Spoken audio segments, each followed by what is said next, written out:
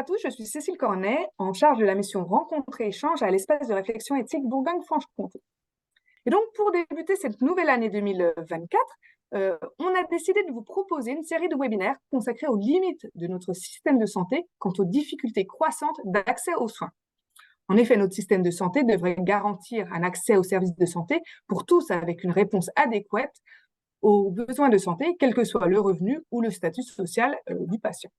Cependant, de nombreux individus ne reçoivent pas les services requis par leur état de santé en temps opportun.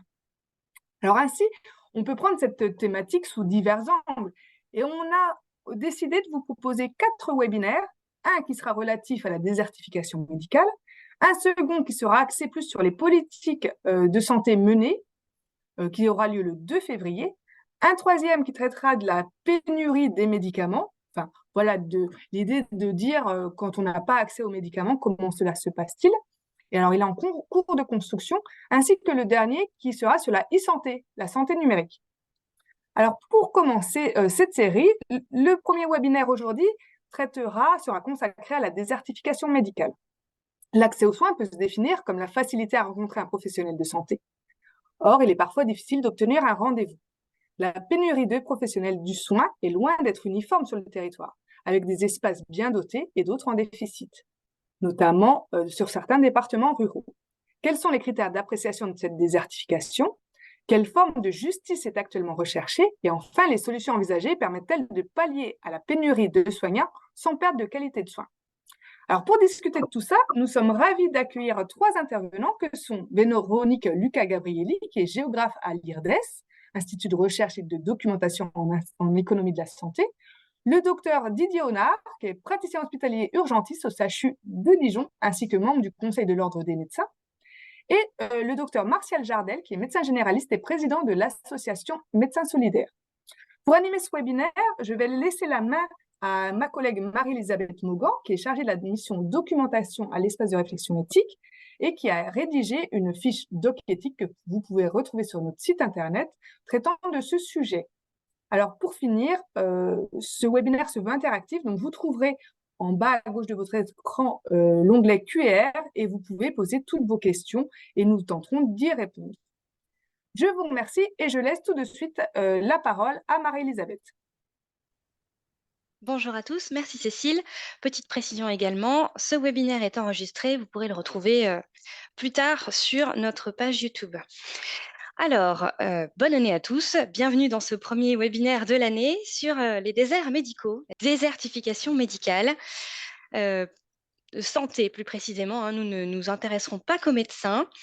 Ce webinaire s'ouvre suite à un document que j'ai pu rédiger, que vous retrouverez sur notre site internet, qui est un document court et qui vous permet de brosser les problématiques générales éthiques sur ce sujet. Petite introduction avant de donner la parole à notre première intervenante.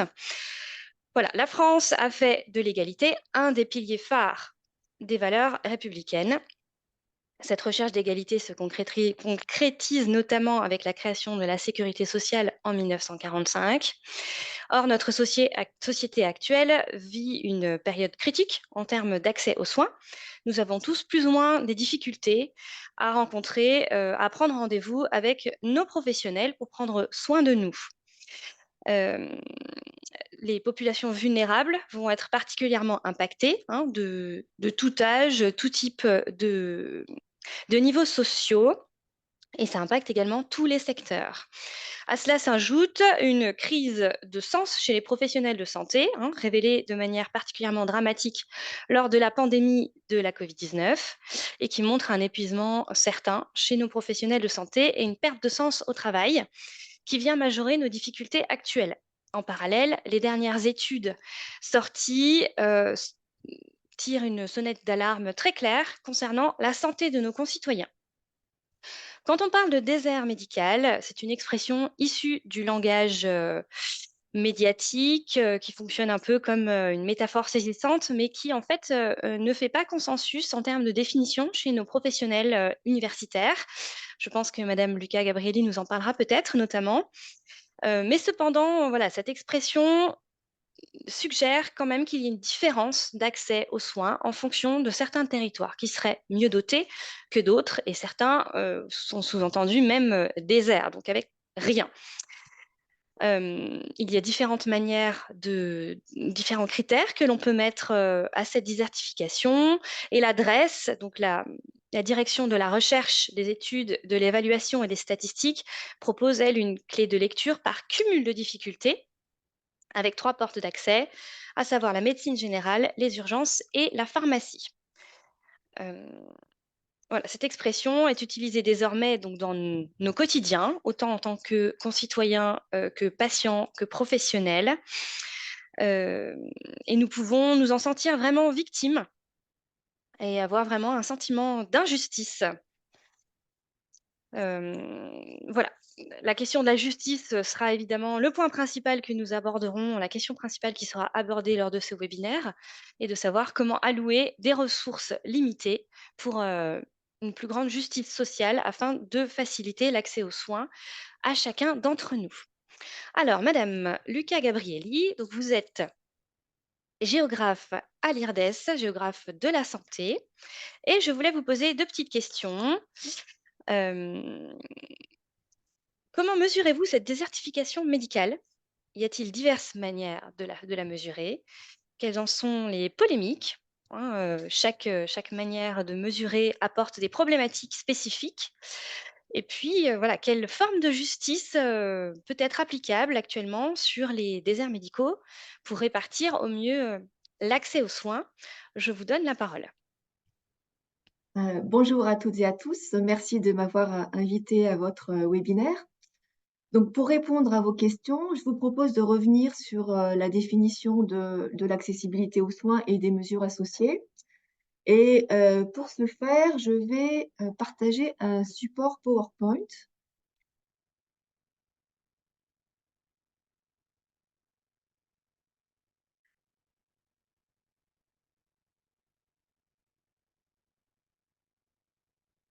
Voilà, vous le voyez bien, j'espère?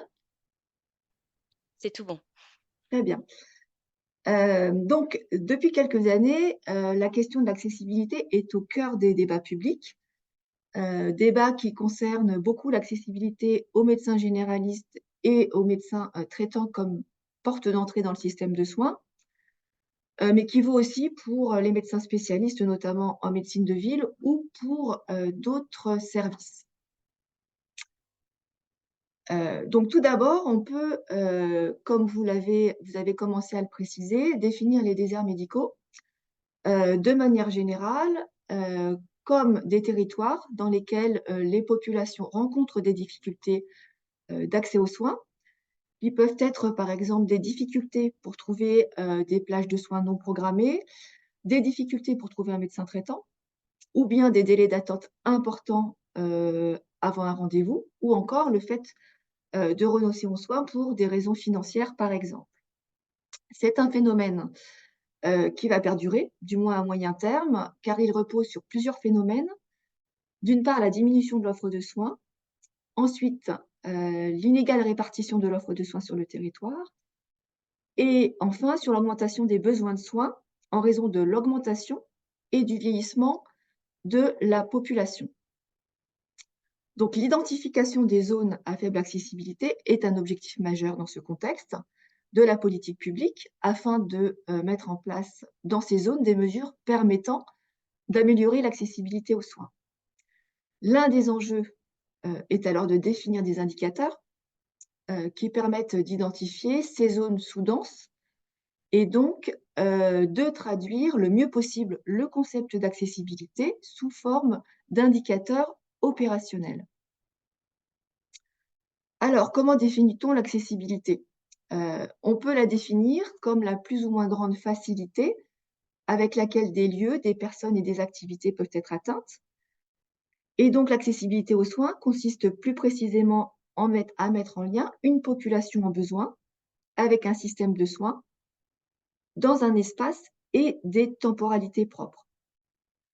L'accessibilité recouvre ainsi des dimensions spatiales, relatives à la disponibilité et à l'éloignement des soins, ainsi que d'autres dimensions relatives aux tarifs et aux commodités d'organisation des soins, par exemple. Donc, pour la mesurer, 2 indicateurs sont classiquement utilisés, la densité et la distance. L'indicateur de densité, c'est le rapport entre le nombre de praticiens et le nombre d'habitants. Cet indicateur de densité, il est très couramment utilisé dans les comparaisons internationales des systèmes de santé pour mettre en évidence les écarts de dotation entre pays et entre types d'espaces des pays.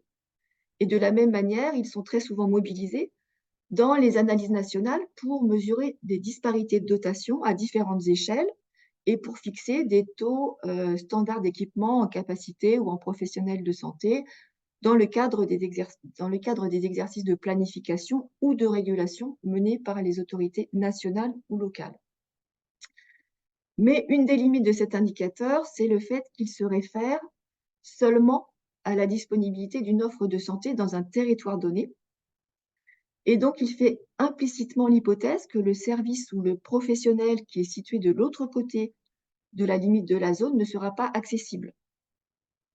Et donc, cet indicateur ignore ainsi les déplacements de la population à travers les frontières administratives, alors qu'ils sont fréquents, notamment lorsque la densité est mesurée pour des zones de petite taille. Et en second lieu, la densité considère qu'au sein d'une même entité d'analyse, l'ensemble de l'offre de soins est accessible aux habitants, y compris lorsque l'entité d'analyse est aussi vaste qu'une région. Donc, l'autre indicateur fondamental de l'accessibilité, c'est la distance pour mesurer l'éloignement aux soins. Donc, l'indicateur de distance est un indicateur important et puissant pour mesurer l'éloignement physique, mais sa limite, c'est de ne pas prendre en compte la quantité d'offres de soins en un lieu donné, c'est-à-dire que la distance reste inchangée, qu'il y ait un seul ou plusieurs professionnels de santé présents en un même lieu. Donc, dans les dernières années, des méthodologies ont cherché à dépasser les limites de ces 2 indicateurs pris de manière séparée en combinant ces 2 indicateurs, donc en combinant la distance et la disponibilité. Et son adaptation au contexte français a conduit à la mise au point de l'indicateur d'accessibilité potentielle localisée, qui a été calculé dans un premier temps pour les médecins généralistes libéraux dans le cadre d'un travail collaboratif entre l'adresse et l'IRDES. Donc, pour vous expliquer cet indicateur, prenons le cas des médecins généralistes.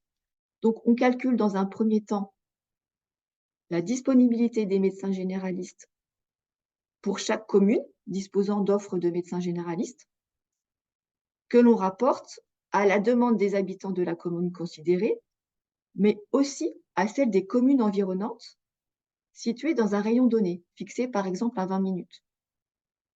Et on nomme ainsi cette zone la zone de patientèle. Donc, vous avez ici un schéma. Et si on prend l'exemple de la commune B en rouge, qui est équipée de 2 médecins, eh bien, on va rapporter l'offre de la commune B aux habitants de la commune, mais également des autres communes situées autour de la commune B jusqu'à 20 minutes. Et on obtient ainsi une densité qui représente la disponibilité des médecins généralistes de la commune B pour les habitants de la commune et des habitants qui sont situés dans les autres communes situées jusqu'à 20 minutes. Et donc, dans un second temps, on va définir une zone de recours, qui est ici en bleu, sur le schéma, pour chaque commune française, qu'elle soit dotée ou non d'offres de médecins généralistes, en considérant que tous les habitants de chaque commune peuvent accéder à l'ensemble des médecins situés jusqu'à une certaine distance, par exemple toujours 20 minutes pour les médecins généralistes. Donc, si on reprend le schéma, sur les schémas, ici, les habitants, par exemple, de la commune A, en bleu, n'ont pas de médecin dans leur commune, mais ils peuvent accéder à l'offre de la commune B, située à moins de 20 minutes. Et donc, l'accessibilité potentielle localisée correspond pour la commune A à la somme des densités calculées dans la première étape, qui sont considérées comme accessibles pour les habitants de la commune. Et donc ici, l'accessibilité des habitants de la commune A sera égale à la disponibilité des médecins généralistes de la commune B, calculés dans la première étape. Et une hypothèse supplémentaire que l'on peut rajouter dans le calcul de ce type d'indicateur, c'est de considérer que l'offre est d'autant moins accessible pour les habitants d'une commune que la distance à parcourir est importante. Donc, on peut intégrer ce paramètre dans la construction de l'indicateur. Donc, pour répondre à votre question sur la forme de justice qui est applicable actuellement pour les déserts médicaux pour répartir l'accès aux soins, ce que je vous propose, c'est de regarder comment est calculée l'accessibilité potentielle localisée aux médecins généralistes libéraux. Je viens de vous expliquer la méthode générale de construction de l'indicateur, mais ce qui est très important, c'est de savoir comment on va définir et quantifier l'échelle d'analyse, mais aussi l'offre et la demande de soins. Et donc, en définissant l'offre et la demande de soins, on va définir des paramètres, finalement, quelque part de justice, qui permettent de mesurer l'offre et la demande et qui vont ensuite permettre d'arriver à un diagnostic sur les inégalités d'accessibilité aux soins pour chaque commune française. Sachant que cet indicateur d'accessibilité potentielle localisée, il est utilisé pour définir les zones sous-denses en France par la politique nationale. Et donc, j'y reviendrai un tout petit peu plus tard, mais dans un premier temps, je vais vous expliquer rapidement comment il fonctionne. Donc, pour l'accessibilité aux médecins généralistes, l'indicateur est calculé au niveau communal, comme je viens de vous l'indiquer sur le schéma précédent. Et c'est important parce que c'est une échelle qui est suffisamment fine pour pouvoir rendre compte des problématiques d'accessibilité des individus en proximité. Quant à l'offre, elle est définie en tenant compte des différents lieux d'exercice des médecins généralistes, donc les cabinets principaux, mais également les cabinets secondaires. Et pour aller au-delà des seuls effectifs des médecins et tenir compte de la forte variabilité de leur niveau d'activité, eh bien, la présence d'un médecin est pondérée en tenant compte du nombre d'actes qu'il réalise dans l'année. Si bien qu'un médecin qui travaille peu représentera une offre disponible faible et inversement. Concernant la quantification de la demande, une méthode courante consiste à les estimer à partir du recours au système de soins. Bon, bien que l'âge des patients ne constitue qu'un indicateur assez frustre des besoins de soins, ça reste un déterminant fondamental du niveau de recours aux soins primaires, avec un recours beaucoup plus important aux médecins généralistes pour les personnes âgées que pour les plus jeunes. Et donc, pour tenir compte du recours aux soins différenciés selon l'âge, l'indicateur d'APL standardise les populations des communes en affectant un poids plus important aux tranches d'âge les plus consommatrices de soins des médecins généralistes, c'est-à-dire les personnes âgées, et inversement, un poids moins important aux tranches d'âge les moins consommatrices. Donc, concernant la distance entre l'offre et la demande, elle est mesurée pour l'indicateur national en distance temps par la route, et c'est un choix qui s'impose en fait par l'échelle d'observation, car il est à ce jour impossible au niveau national de disposer de bases de données qui indiquent les distances temps de commune à commune en transport en commun.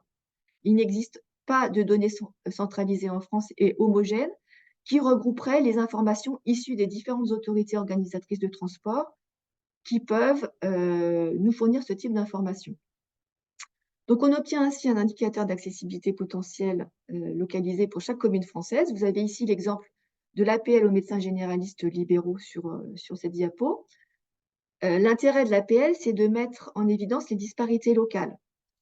Donc, vous avez ici un indicateur qui varie de 0 consultations disponibles par an et par habitant, en rose clair, jusqu'à 20 consultations disponibles par an et par habitant, en rouge foncé. Et donc, on voit sur la carte que chaque région contient toute la palette de couleurs représentant les différents niveaux d'accessibilité. Et vous pouvez plus précisément voir ici les variations locales d'accessibilité pour la Bourgogne-Franche-Comté sur le zoom de la carte.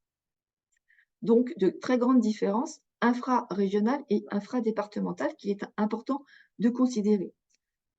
En regardant l'évolution de cet indicateur, on constate que les inégalités s'accentuent entre les communes les moins bien dotées, majoritairement des communes rurales, mais aussi des espaces périurbains ou urbains défavorisés, et les communes qui sont les plus dotées, puisque l'accessibilité des 10% de la population les mieux lotis baisse 2 fois moins que celle des 10% les moins bien lotis. Et donc, les inégalités territoriales, en tout cas pour les médecins généralistes, se creusent par le bas. Donc, en France, l'application de l'APL sur le champ de la médecine de ville a été étendue aux professions de premier recours, les sages-femmes, les masseurs-kinés et les infirmières libérales. Pour ces professions, on voit que la répartition par type de commune de la population, connaissant des difficultés, d'accès varie, légèrement selon les professions. Presque autant de personnes connaissant des difficultés d'accessibilité aux infirmiers vivent dans des territoires ruraux et dans une grande aire urbaine. Et les populations mal dotées en médecins généralistes, masseurs-kinés, et sages-femmes résident, elles, majoritairement dans des territoires ruraux, respectivement, de 60 à 70. Et donc ces indicateurs sont calculés, dorénavant chaque année et diffusés par le ministère de la Santé, par l'adresse sur un outil en ligne, dont vous voyez ici une capture d'écran. Et l'indicateur est en cours de développement pour la médecine, spécialisée. Donc, en conclusion, des progrès importants ont été réalisés en matière de mesures d'accessibilité aux soins, durant la dernière décennie, aux côtés des traditionnels indicateurs de densité, de distance et de flux de déplacement qui demeurent incontournables. De nouvelles mesures croisant ces indicateurs permettent de reconsidérer les constats établis et notamment d'avoir un diagnostic local, un diagnostic des inégalités territoriales locales beaucoup plus fiable. L'APL est mobilisée depuis 2017 comme instrument de politique publique pour définir les zones sous-denses, sur le champ des soins de ville. Et plus précisément, cet indicateur est utilisé pour définir au niveau national la part, maximale, de population pouvant résider en zone déficitaire dans chaque région. Mais ensuite, ce sont les agences régionales de santé qui déterminent les zones déficitaires et pour ce faire, elles peuvent utiliser l'APL ou retenir un classement différent de celui issu de l'APL si les caractéristiques du territoire le justifient. Et donc, par ailleurs, des évolutions de l'indicateur sont possibles, ce que nous avons testé dans nos travaux. Par exemple, en ajoutant un gradient social à la définition de la demande, puisque les populations, défavorisées ont, des besoins de soins et recourent plus fréquemment, heu, aux soins que les populations les plus favorisées, notamment aux soins de médecins généralistes. Il est aussi possible de compléter l'APL par l'utilisation concomitante d'autres indicateurs pour tenir compte, par exemple, de l'impact de l'absence d'autres offreurs sur le territoire. Vous parliez tout à l'heure des cumuls des difficultés, donc on peut, combiner les indicateurs ou avoir plusieurs indicateurs APL de différents offreurs pour voir comment se cumulent les difficultés sur un territoire. Et puis on pourrait aussi proposer des exigences de proximité accrues pour certaines catégories de population, par exemple pour des populations, vulnérables ou à risque et ce serait tout à fait possible de les intégrer dans l'indicateur, mais ce n'est pas le cas pour l'instant dans l'indicateur qui est utilisé pour définir les zones sous-denses. Et enfin, comme je viens de vous le montrer, la définition même des indicateurs d'accessibilité contiennent des choix normatifs, par exemple sur la manière de mesurer l'offre, la demande ou les seuils de distance. Et donc il est nécessaire pour que ces choix soient explicités, tant au niveau national que régional, car au-delà des indicateurs, ces paramétrages renvoient, avant tout à, des choix, politiques. Voilà, merci pour votre attention. Merci beaucoup, madame, pour cette présentation. Je note particulièrement l'importance des caractéristiques des populations en fonction de leurs besoins, puisque par exemple, les populations défavorisées vont beaucoup plus avoir besoin de soins dentaires, par exemple. Et donc, si on veut une répartition aussi juste que possible au niveau des différentes populations, des bassins de population en France, les caractéristiques des populations sont essentielles, puisqu'autrement, si on se contente de mettre un tot de dentistes par millier de populations, on ne répondrait pas nécessairement aux besoins des populations concernées. Alors, je propose que nous passions au temps d'intervention du docteur Honard.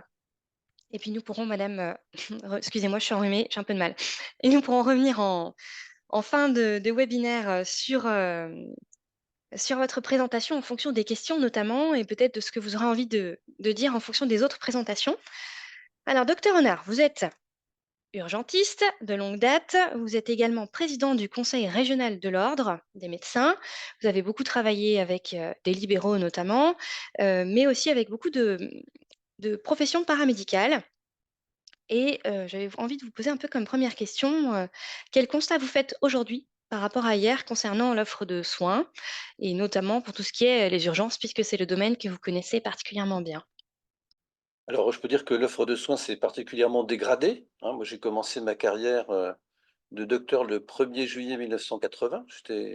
Je sortais tout de la fac et alors je voudrais juste moduler un petit peu ce qui vient d'être dit sur les statistiques. Le travail est remarquable, hein. Le problème, c'est que les données pour faire ces statistiques, je suis désolé, mais elles sont fausses. Elles sont fausses pourquoi? Parce que, en particulier pour la médecine de premier recours, pour la médecine générale. Vous savez qu'on est enregistré l'ordre des médecins dans une spécialité médicale. Et beaucoup de je prends la mienne, l'urgence, c'est une spécialité nouvelle. La plupart des urgentistes, ce sont des médecins qui ont un DES de médecine générale et qui ont passé un desk de médecine d'urgence.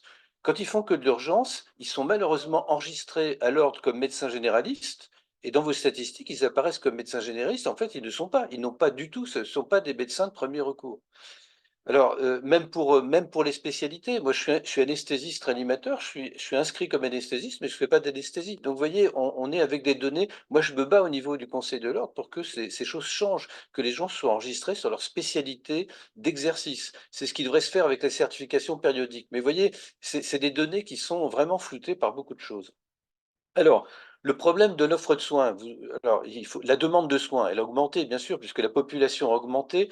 Moi, quand j'ai passé ma première année de médecine, il y avait 100 000 médecins en France et on commençait à donner de l'argent aux médecins de 55 ans pour qu'ils arrêtent de bosser parce que la Sécu pensait qu'en diminuant le nombre de médecins, on diminuerait les dépenses de santé. C'est plus tout à fait ça aujourd'hui. L'offre de soins, donc la demande de soins a explosé parce qu'il y a un phénomène qui est celui du vieillissement, qui n'a pas du tout été anticipé. Et de l'autre côté, on pourrait croire que l'offre de soins a augmenté, puisqu'on est près de 300 000 médecins. Donc on pourrait dire, bah, ça va bien aller. Alors en fait, le problème, si vous voulez, c'est que, alors déjà dans ces 300 000, il y en a pas mal qui sont des retraités, parce qu'aujourd'hui, il y a beaucoup de médecins retraités qui continuent de travailler en médecine générale. Et ça va avoir une fin, parce que si vous voulez, il y a un moment, je sais qu'il y a un médecin de 90 ans qui continue de bosser, mais je ne sais pas si c'est une bonne chose. Donc, si vous voulez, le problème, c'est que la génération des médecins d'aujourd'hui est différente de la génération ancienne, et ce n'est pas du tout un procès que je leur fais, c'est toute la société qui est comme ça. Les gens travaillent moins. Si vous voulez, par rapport à il y a 30 ans, les gens travaillent moins. Et donc, les médecins, les jeunes médecins, ils ont les mêmes exigences que la population standard. Les cadres des grandes entreprises, ils travaillent moins que dans le temps. Donc, si vous voulez, le problème, il est actuellement au niveau de l'ordre. On a quelques statistiques. Quand un médecin de 65 ans prend sa retraite, il en faut actuellement 2,2 pour le remplacer, d'accord, en temps de travail. Alors, pourquoi? Parce qu'il y a beaucoup de médecins aussi qui travaillent maintenant un peu à temps partiel. Il y a le problème de la féminisation, mais c'est pas que, parce que la féminisation, évidemment, il y a les grossesses des médecins, bon, ça c'est individuel, mais les jeunes médecins masculins, ils ne travaillent pas plus que les femmes, hein, pas moins ni pas plus. Alors, si vous voulez, donc, on observe aussi des choses qu'on ne connaissait pas avant. Il y a des médecins qui ont leur thèse et qui ne s'installeront jamais. Ils vont faire autre chose dans la vie. Et ça, c'est très inquiétant parce que c'est quand même 10, 12 ans d'études qui partent en fumée. Et donc, et après, il y a la façon de travailler pour le médecin, si vous voulez, en particulier avec la quasi-disparition des visites à domicile. Or, je vous ai dit que la demande de soins, c'est des personnes âgées. Donc, les personnes âgées, il faut aller les voir malheureusement à leur domicile. Mais alors là, je ne rentre pas dans le détail, mais je pense que pour les médecins libéraux, c'est un vrai problème parce que la visite n'est pas rémunérée. Si vous voulez, vous passez 1 heure en visite et si on vous donne 30 euros, ça ne peut pas marcher, quoi. Sur le plan économique, ça ne tient pas debout. Donc, ils font plus de visites. Et puis, il y a aussi un problème que je connais bien aux urgences, c'est celui de l'accès aux soins en dehors des heures ouvrables, c'est-à-dire la nuit, le dimanche, le samedi, où les gens n'ont plus accès parce que les gens, bah, c'est la génération. On a du mal à recruter des gens pour faire marcher les restaurants parce qu'effectivement, le restaurant, c'est le soir, on rentre tard et puis c'est le dimanche.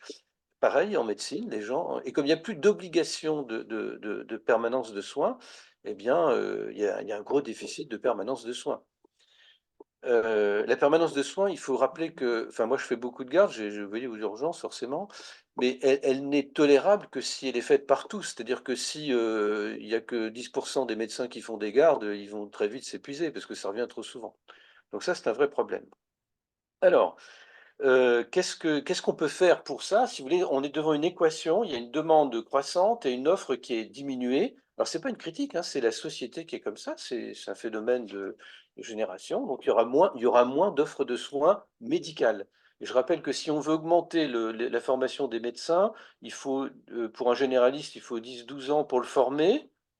Donc, si vous voulez, ça va pas être demain. Et puis les facultés, moi je suis à l'université, enfin je suis dans un CHU, si vous voulez, les facultés actuellement sont pleines, hein. C'est-à-dire que quand j'ai eu mon concours de première année, on était 150 à Dijon.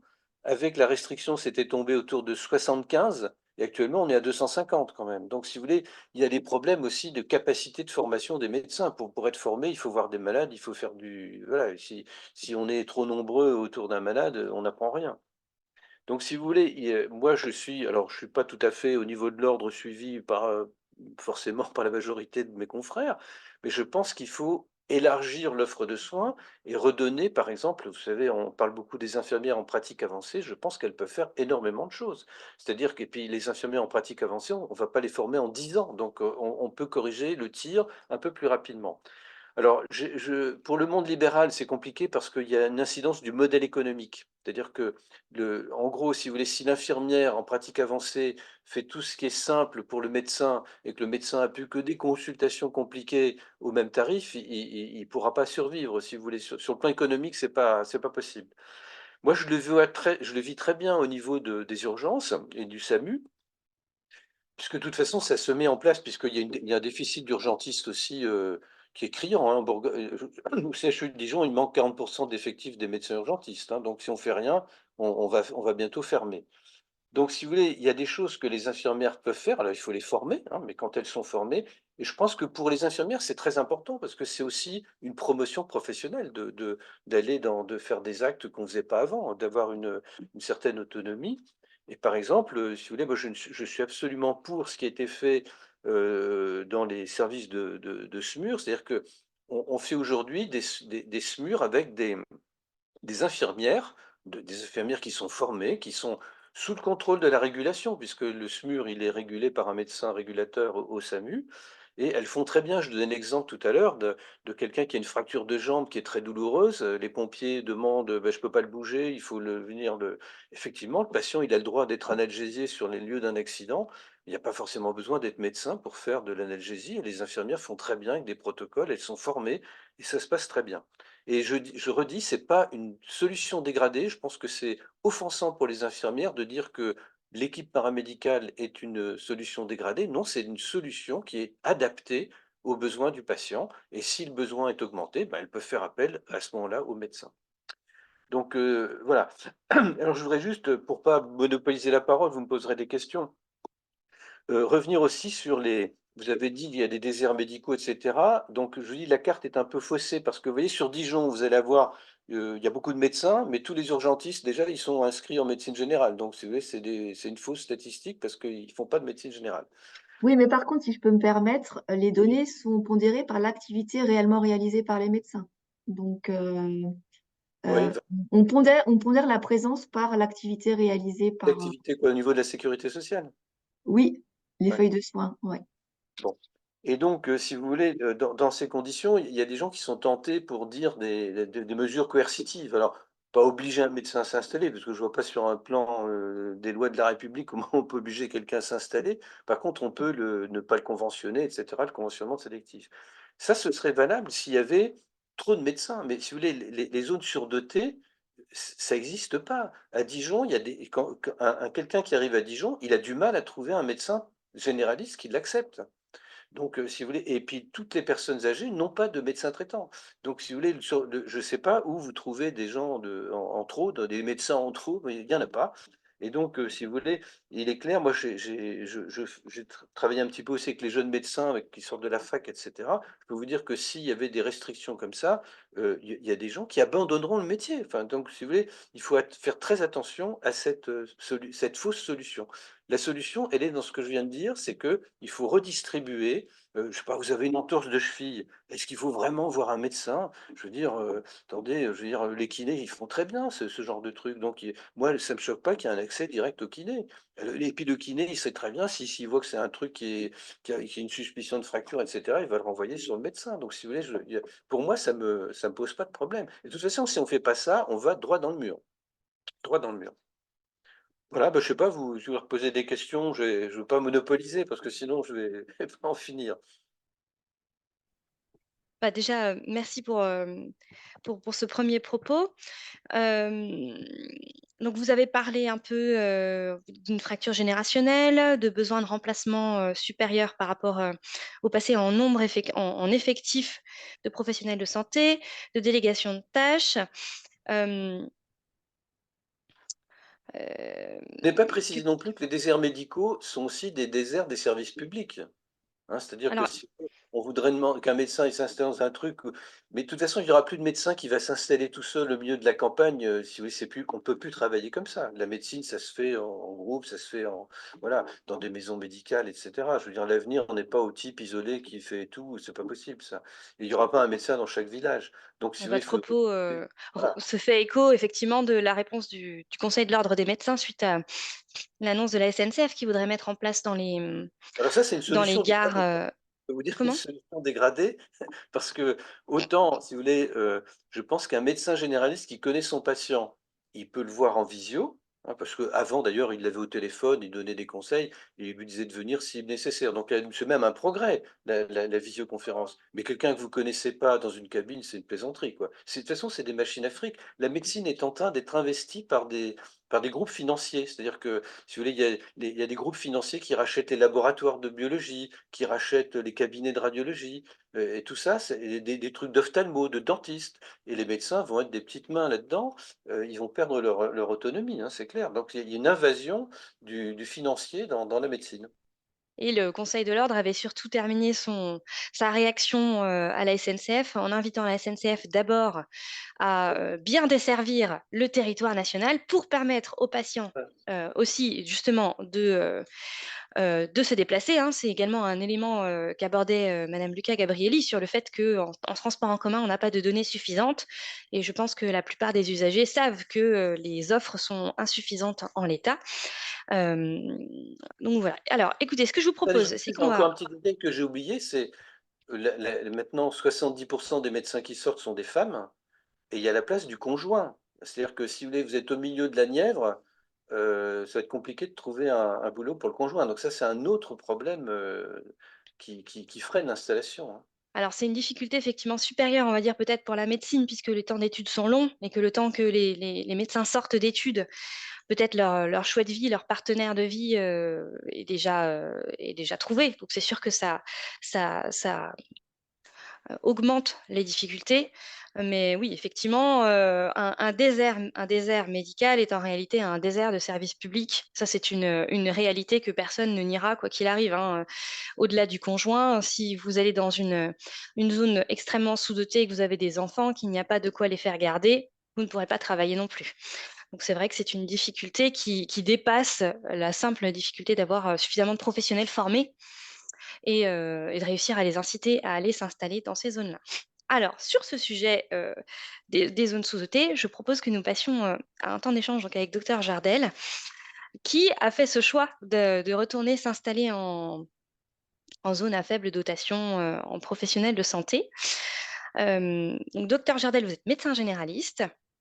Vous êtes diplômé assez récemment, il me semble.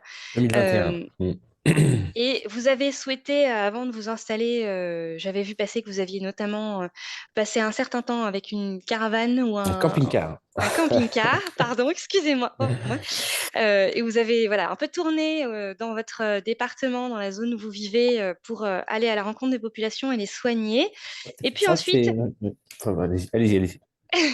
et vous redévelopperez autant que vous souhaiterez. Et puis ensuite, vous avez développé une association qui s'appelle donc Médecins Solidaires, ou corrigez-moi si je me trompe, le but étant que des médecins généralistes installés soient adhérents à votre association et que dans les centres que vous avez ouverts, des centres où il n'y a sur place pas de médecins qui seraient installés, ces médecins solidaires viennent à tour de rôle, 1 semaine, 2 semaines dans l'année, euh, travailler sur place pour permettre à la population locale d'avoir toujours un médecin disponible pour pouvoir se faire soigner.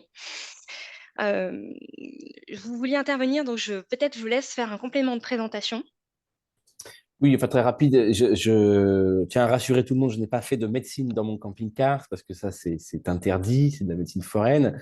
J'ai fait un tour de France des remplacements, donc ce n'était pas dans mon département, mais c'était dans tout le territoire français pendant 5 mois. Je suis allé remplacer dans 10 départements ruraux. Et le camping-car était mon domicile et mon moyen de transport, mais je remplaçais dans des cabinets ou des maisons de santé, ce qui m'a permis d'avoir une vision assez panoramique, je dirais, de la médecine générale aujourd'hui en France. Pas une vision complète, parce qu'on n'a jamais une vision complète, mais en tout cas, de voir un certain nombre d'exemples, de contre-exemples, de choses qui marchent, de choses qui ne marchent pas, et d'avoir aujourd'hui la possibilité.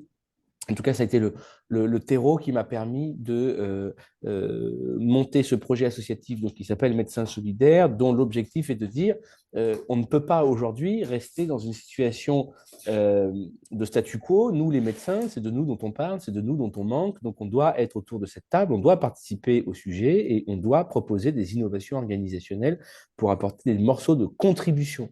J'utilise volontairement le mot contribution parce que ce ne sera peut-être pas une solution complète, une solution totale. Il faut qu'on accepte d'être parfois juste des gouttes d'eau dans les océans, mais c'est important qu'il y ait des gouttes d'eau dans les océans. On ne sait pas quelles peuvent être leur taille, quels peuvent être leurs effets. Et donc, l'idée, c'est effectivement de dire à des médecins, pas que des médecins installés, c'est pour ça que c'est important, je vous reprends sur ça parce que c'est vraiment important, parce que c'est tous les profils de médecins, que ce soit des jeunes médecins remplaçants, que ce soit des médecins installés, que ce soit des médecins retraités, qui sont une ressource exceptionnelle de médecins, qui sont expérimentés, qui ont le sens de l'engagement et qui ont du temps libre. Et bref, tous ces médecins-là qu'on va salarier dans des centres de santé isolés, dans des territoires. On a aujourd'hui ouvert 2 centres de santé en Creuse, on en ouvre un 3e dans le Cher en février. On a 350 médecins dans notre collectif, on a déjà fait 10 000 consultations, on prend en charge plus de 3 000 patients. Et donc, on a découvert, je pense, quelque chose de l'ordre un peu du fondamental qu'on est en train de trouver, qui est que la volonté de soigner des médecins, elle est intacte, mais qu'ils se retrouvent aujourd'hui dans un système qui est très corseté et qui empêche toute forme d'innovation et qui n'est pas compatible avec la situation de crise que nous sommes en train de traverser. Donc, voilà pour me présenter. Je ne sais pas si vous avez une question spécifique à me poser, mais en tout cas, moi, j'ai plein de choses à dire. Donc, si vous voulez, je peux… Commencez. Je vous couperai au besoin pour faire préciser votre propos. D'accord. Ben, en tout cas, je suis très heureux je souscris complètement à tout ce qu'a dit le docteur Honard. Je suis pleinement d'accord avec ce qu'il a dit. Je suis très content aussi de retrouver Madame Gabrielli, qui je ne sais pas si elle se souvient, mais on s'était déjà vu dans un autre contexte en visio et qui est une grande chercheuse.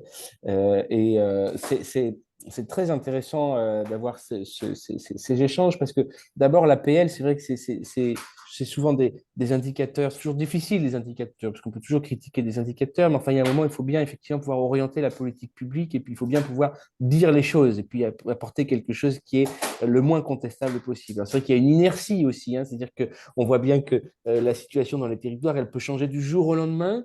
Et puis, alors que les APL et ces tableaux-là, c'est des données qui sont extraites l'année d'avant, qu'on va mouliner l'année d'après et on va sortir. Mais n'empêche que ça a le mérite d'exister et ça démontre la dimension de ces inégalités. Moi, je voulais juste compléter, peut-être je pense que le docteur Renard sera relativement d'accord, parce que j'ai l'impression qu'on est assez aligné en termes de diagnostic. Mais il y a une chose dont on parle assez rarement, mais qui, moi, me paraît assez fondamentale, c'est que oui, la population a vieilli, ça n'a pas été suffisamment pris en compte. Oui, le numerus clausus l'a amplifié, même si clairement le numerus clausus n'est pas le sujet central dans ce sujet, puisque la problématique d'accès aux soins, elle est mondiale, hein, elle dépasse largement la question du numerus clausus. Mais un des aspects qui me paraît fondamental, c'est que la médecine c'est énormément complexifié sur ces 30, 40, 50 dernières années. C'est-à-dire qu'on sait aujourd'hui faire beaucoup plus de choses qu'on n'en a jamais fait. C'est-à-dire que le panier de soins moyen d'un individu, il était il y a 30 ans beaucoup plus léger qu'il n'est aujourd'hui. Et donc, ça consomme beaucoup plus de ressources médicales et donc beaucoup plus de moyens humains et beaucoup plus de moyens financiers. Et on le voit très bien. On le voit parce qu'aujourd'hui, ça devient difficile, par exemple, de trouver un cardiologue généraliste. les jeunes cardiologues vont se spécialiser dans l'IRM cardiaque, dans la coronarographie, dans la rythmologie.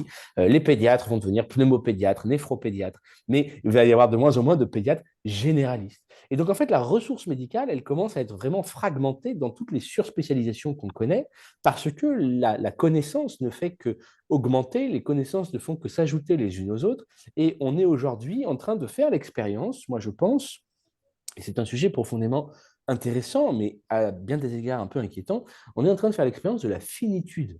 On est en train de se rendre compte que ce que l'on est en capacité de proposer à la société, on n'est pas en mesure de le fournir humainement et financièrement.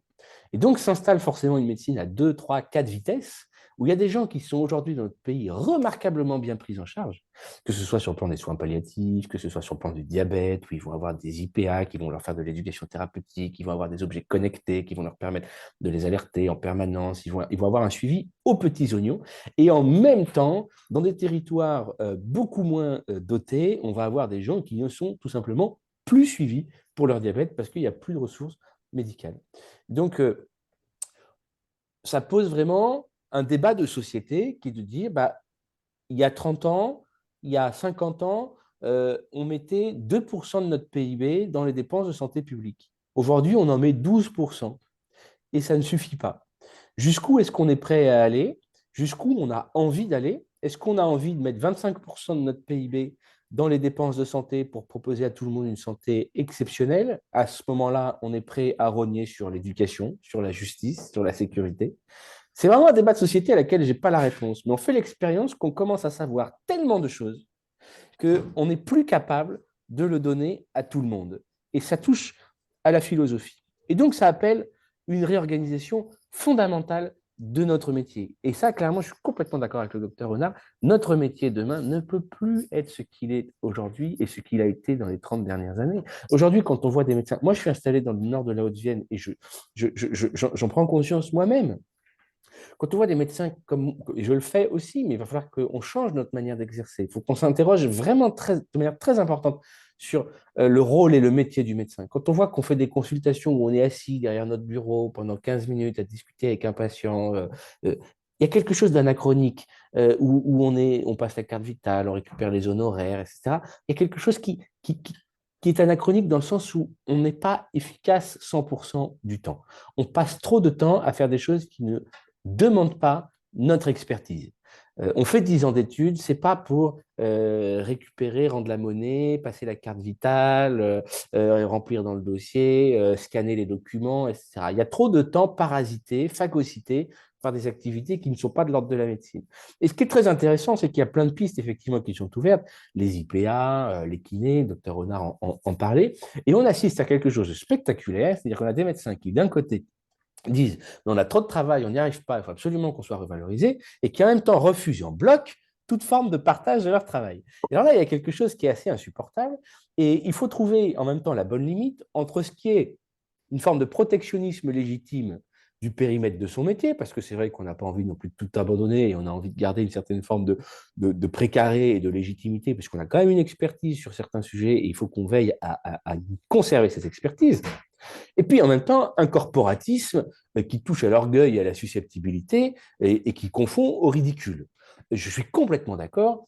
Quand on voit passer dans nos cabinets des entorses de cheville, on se dit mais quelle est moi ma valeur ajoutée devant cette entorse de cheville alors que le kiné pourrait s'en sortir bien mieux. Maintenant, vous allez me dire, des kinés, c'est pareil, il y a un désert de kinés aussi. Donc finalement, c'est un peu la quadrature du cercle. Mais le principe fondamental de repenser le rôle du métier de médecin et de soignant en général. Et alors sur les IPA, évidemment, il y a des maladresses. Quand on installe de nouveaux processus, de nouveaux modèles, ça met du temps à s'installer, à creuser son sillon, mais ça va s'installer. C'est vrai qu'aujourd'hui, moi, mon regret sur les IPA, par exemple, c'est qu'on donne aux IPA, aux infirmières de pratique avancée, on leur dit, vous allez vous occuper des patients compliqués. Vous allez vous occuper des patients qui ont plein de pathologies chroniques et vous allez passer du temps avec eux pour faire l'inventaire sur tout ce qui va bien. Et donc, quelque part, on place l'IPA principalement après le médecin. En disant, une fois que le médecin a vu et que c'était un patient qui était vraiment compliqué et qui demandait du temps, on le confie à l'IPA. Alors que moi, j'aurais plutôt tendance à le voir avant. Moi, ce qui là, moi, ce que je rêverais en tant que médecin généraliste, c'est de passer 1 heure avec un patient compliqué pour pouvoir détricoter l'ensemble des problématiques. Et parce que c'est là que peut se faire la valeur de mon expertise et de la transversalité que j'ai pu acquérir, parce que j'ai fait 10 ans d'études et que j'ai vu beaucoup de patients, j'ai fait beaucoup de stages hospitaliers dans plein de services. Et c'est ça que j'ai et que peut-être n'a pas l'IPA. Par contre, l'IPA, elle a l'expérience clinique, elle a la connaissance quand même de la médecine, de manière peut-être moins ancrée, moins profonde, mais elle est tout à fait en capacité de voir des patients dans du premier recours et de dire, bah non, bah là, il faut voir un médecin parce que ce n'est pas une rhinopharyngite, mais il y a quelque chose qui est un petit peu plus embêtant et qui m'inquiète et qui nécessite de voir un médecin. Mais donc, c'est clair qu'il faut qu'on réorganise le métier, qu'on monte tous en compétences et qu'on invente de nouveaux métiers. Parce que c'est pareil, pour rebondir sur ce que disait le docteur Renard, c'est très inquiétant ce qui se passe sur la jeunesse dans la médecine. Il y a effectivement beaucoup de jeunes qui décrochent. Et alors ça, c'est inexplicable. Enfin, ça s'explique certainement, mais en tout cas, c'est très inquiétant de se dire, mais qu'est-ce qui se passe? Pourquoi est-ce qu'on peut avoir fait 10 ans d'études et avoir envie d'un coup d'aller devenir menuisier? Qu'est-ce qui s'est passé? À quel point est-ce qu'on est en train de détruire le métier de médecin généraliste, parce que c'est le seul que je connais en tout cas, hein, et il y a aussi, je crois, une forme de responsabilité universitaire dans ce sujet. Pour moi, le département de médecine générale, globalement, euh, dans toutes les facs, en tout cas, il y a une unanimité des internes de médecine générale pour dire que leur internat n'est pas satisfaisant en termes de qualité de formation. Moi, j'ai souvenir, pendant mon internat, on a énormément de rendus écrits, beaucoup, ça devient quasiment littéraire comme spécialité, ça confine au ridicule. Il y a des tas de critères, de tableaux Excel. Il y a eu une espèce de raté, à mon avis, au moment où il a fallu définir ce qu'était la chapelle universitaire de la médecine générale, puisque d'un coup, on a dit que la médecine générale est une spécialité. Avant, c'était l'absence de spécialité, et puis d'un coup, c'est devenu une spécialité. Et il a fallu dire, bah, du coup, c'est une spécialité de quoi? Et en quoi ça définit la spécialité? Et c'est quoi la chapelle, le corpus universitaire? Et là, on s'est engouffré dans le psycho-socio-familial, le diagnostic de situation, et on a appris à des médecins, des jeunes médecins comme moi, qu'une consultation de médecine générale bien menée, ça devait durer 1 heure. Et que quelqu'un qui venait pour une rhinopharyngite, ben, en fait, derrière, il y avait peut-être une souffrance au travail, il y avait peut-être une souffrance psychosocio-affective et qu'il fallait aller décortiquer tout ça. Et on se retrouve avec des médecins qui sont en contradiction de valeurs parce qu'ils sortent sur le marché du travail avec la conviction qu'un métier de médecin généraliste bien mené, c'est des consultations d'1 heure. Et en même temps, il y a l'assurance maladie qui leur dit une consultation pour pouvoir réussir à être dans l'accès aux soins, ça doit durer 8 minutes. Ce que Et vous êtes donc, en train de dire, pardon, je coupe, c'est que on vous forme à faire de la prévention quand il n'y a pas suffisamment de temps pour ça. c'est plus que de la prévention, c'est-à-dire qu'on nous forme vraiment à être dans une prise en charge complètement holistique de l'individu, ce qui est hyper intéressant. Mais ce qui est hyper intéressant dans un système dans lequel il n'y a pas de carence d'accès aux soins, on oublie la dimension, le médecin généraliste, c'est le responsable de l'accès aux soins. Ça veut dire que quand on est médecin généraliste sur un territoire sous-dense, il faut savoir consulter en 15 minutes. C'est prioriser les choses, c'est gérer son incertitude, c'est savoir reconvoquer un patient plus tard, c'est une gestion du temps. Et ça, on ne nous l'enseigne pas. On nous apprend à être des médecins tranquillement installés, à vraiment s'intéresser à toutes les dimensions de l'individu. Et encore une fois, je ne dénigre pas ça. Je dis qu'il y a un principe de réalité qui oblige aujourd'hui à repenser le métier de médecin et on doit beaucoup plus rationaliser l'expertise du médecin généraliste. Voilà, je crois que je vais m'arrêter là parce que je pourrais en parler pendant des heures comme tout le monde, mais il y a peut-être un petit temps d'échange. Je voulais en profiter, une dernière petite question, et puis après, on essaiera de prendre 5 minutes pour voir si peut-être il y a encore, voilà, s'il y a des réactions des personnes qui nous écoutent, des participants. Mais voilà, au final, on a très peu évoqué le patient et l'action qu'il pouvait avoir lui-même dans cette désertification médicale, quel comportement il pouvait mettre en place. Je ne sais pas, alors peut-être ma question est plus pour un des deux médecins, mais euh, ce que vous pourriez peut-être nous dire à ce sujet-là, puisque dans les questions préliminaires qui nous avaient été envoyées par les participants, il y avait effectivement la place du patient et du consumérisme. Bon, ça, je peux témoigner que l'appel au SAMU a beaucoup changé. Quand moi j'ai commencé, le SAMU, on appelait que pour des trucs graves, quoi. Je veux dire, on il y avait pas de aujourd'hui, on est effectivement dans une société avec, du consumérisme, hein, c'est-à-dire que on est aussi capable, en régulation du SAMU, on a quand même des appels avec des gens qui ont vu le médecin le matin, leur médecin généraliste, ils l'ont vu à 10 heures, et puis à 15 heures, ils téléphonent parce que il s'est pas passé, quoi. Enfin, je veux dire, ils demandent, ils ont une angine, ils ont toujours 38, donc qu'est-ce qu'on fait? Donc il y a effectivement une responsabilisation du patient à faire, mais c'est très compliqué, très compliqué. Et c'est pareil aux urgences, hein, les gens, ils veulent tout, tout de suite. Alors évidemment, en ce moment, ils sont assez déçus parce que vu le vu la désertification des urgences et le l'intensification des passages, et ça, c'est très, très délétère, hein, parce qu'effectivement, les services d'urgence, même dans les grands centres, hein, même dans les grands centres, je ne sais pas si vous avez entendu se passer ce qui se passe à Strasbourg, hein, mais c'est quand même un énorme CHU, une énorme ville où qui peut pas être, comment dire? On a du mal à recruter des urgentistes à Strasbourg, alors que c'est quand même pas une ville, si vous voulez, c'est plus facile de recruter à Strasbourg qu'à Charleville-Mézières, quoi, je veux dire, bon.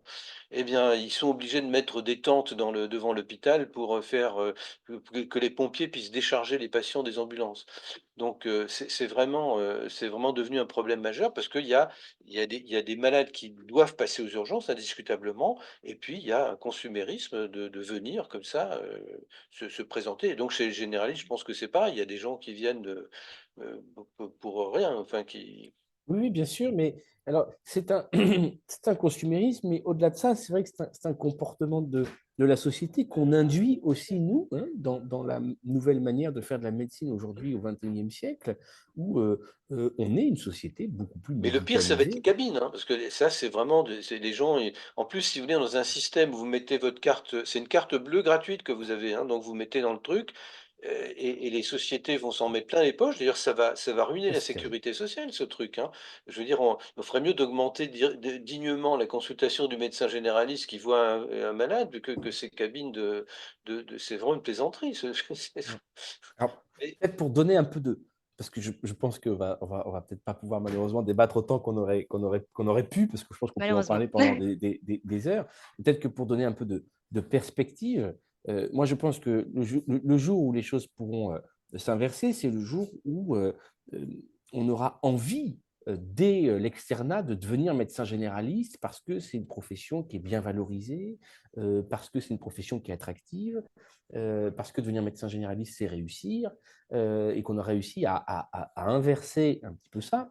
Et pour compléter ce que disait docteur Renard, euh, la limitation à l'installation, j'utilise le terme limitation involontairement, puisqu'effectivement on parle d'obligation à l'installation, ce qui est un non-sens total, tout à fait d'accord, docteur Renard, enfin jamais on dira à un médecin, toi tu vas non, mais là-bas, c'est ça pas n'existe pas. constitutionnel. Par contre, la limitation, même si effectivement elle n'aurait pas d'effet immédiat, et c'est agaçant de voir le débat public se cristalliser autour de cette question, qui, même si la question était tranchée, ça ne changerait rien dans l'immédiat. Cela dit, moi j'y suis plutôt favorable, parce que rien que pour préparer l'avenir, pour deux raisons. D'abord, pour préparer l'avenir, parce que quand le nombre de médecins va réaugmenter, il faudrait Mmh. éviter qu'ils se Ah bah là, oui. concentrent dans les Ah, je territoires suis urbains. d'accord. Si on a suffisamment de médecins avec effectivement, il peut y avoir des surdensités qui apparaissent et à ce moment-là, Voilà, le conventionnement sélectif, a toute sa place, tout hein. à fait. Mais Et puis maintenant, je pense que c'est plus pour une, destructeur qu'autre chose, hein. pour une raison quand même aussi un petit peu, je dirais, éthique, déontologique. Moi, je suis désolé, mais aujourd'hui, un jeune médecin qui dit bah, moi, je vais m'installer dans le centre de Nice parce que j'y suis bien, tu dis bah non, non, voilà, Alors, non. j'ai une petite remarque aussi à faire, c'est que dans ma génération, on donnait 12 mois à la nation, ça s'appelait le service militaire. On le faisait, moi je l'ai fait dans un hôpital militaire parce que j'étais anesthésiste, mais je veux dire donc il y en a d'autres qui le faisaient dans les urgences, les SAMU et cetera.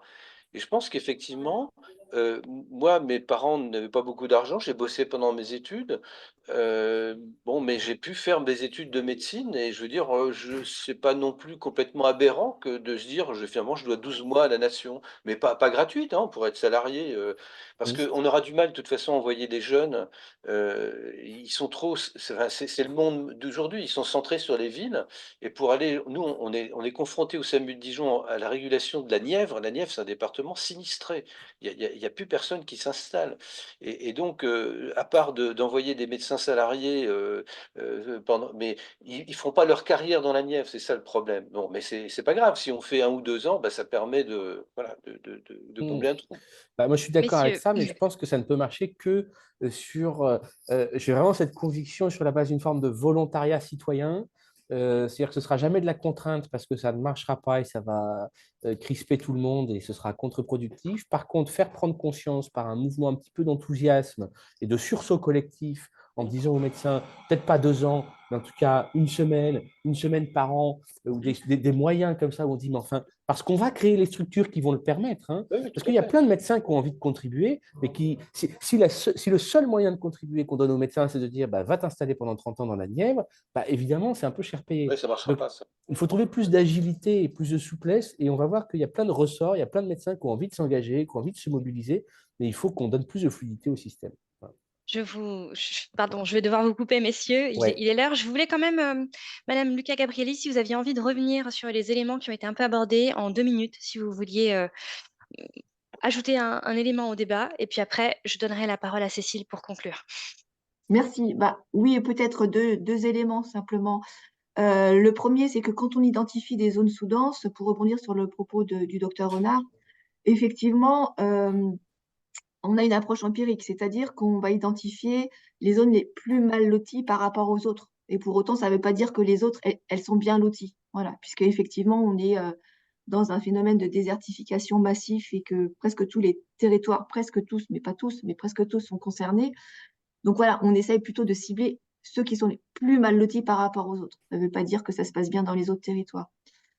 Et puis, la deuxième souche, c'est que effectivement, la politique sanitaire et toutes les solutions qui sont envisageables, ça a déjà été dit aussi par le docteur Renard, la politique sanitaire et les mesures qui seront mises en place, les mesures incitatives et éventuellement coercitives, ne peut à elles seules défaire ou compenser ce que la politique d'aménagement du territoire devrait faire et ne fait pas.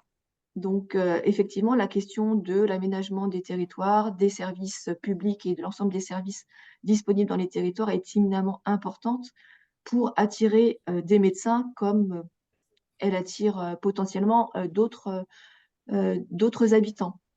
Et voilà, et du coup, bah, je vais m'arrêter là pour Merci en tout cas pour votre apport qui est essentiel quand on a voilà, les médecins ont toujours énormément de choses intéressantes à dire, mais les autres professionnels aussi. Cécile, à toi la parole. Oui, alors, on vous remercie de nous avoir suivis pendant ce webinaire, donc le premier de la série. Je vous informe qu'il y a le deuxième qui va être lancé le 2 février, et celui-là traitera des politiques menées dans le cadre de notre système de santé, et notamment avec donc un économiste, Nicolas Da Silva, une juriste, Marion Gérard, et un représentant des usagers pour savoir la place du patient, justement, dans ce système de santé. Donc, voilà, vous avez vu qu'on avait pu aborder cette problématique sous plein d'axes. Alors, on va continuer dans cette lancée-là avec une vision un petit peu différente, notamment sur les politiques de santé, de ce qu'il est coutumier d'entendre. Voilà, donc je vous invite à vous inscrire dès maintenant pour le 2 février à notre prochain webinaire. Merci beaucoup à tous. Merci À de bientôt. votre Merci encore aux invitation. intervenants. Merci, Merci, au revoir. au revoir.